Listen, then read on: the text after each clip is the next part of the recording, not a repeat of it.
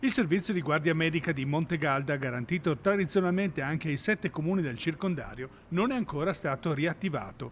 Doveva essere teoricamente una breve sospensione, ma così non sembra. Un grave disservizio per gli oltre 27.000 cittadini interessati a cui noi di Rete Veneta siamo costantemente al fianco per sollecitare una soluzione positiva.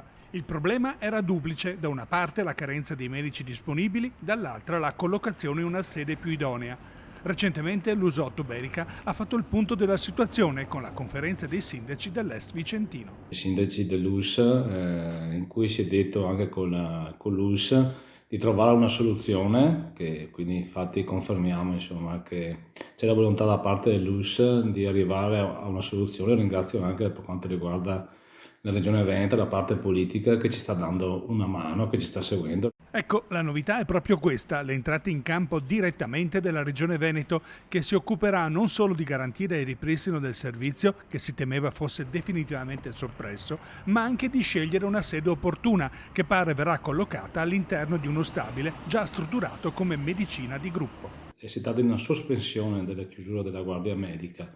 Vediamo anche all'interno dei fondi della missione 6 del PNRR di trovare una soluzione nei comuni di Montegalda, ma anche nei comuni contermini come Castaniero, Leongare, in modo che comunque rimanga un presidio importante per quanto riguarda come servizio per i cittadini di questi comuni interessati. Quindi siamo molto fiduciosi come sindaci che si arrivi a una soluzione. Se si tratta anche di cercare un posto che ci sia tipo la medicina di gruppo, tipo a Castaniero ci può essere, ma ripeto, cerchiamo una soluzione e l'US sta collaborando con noi.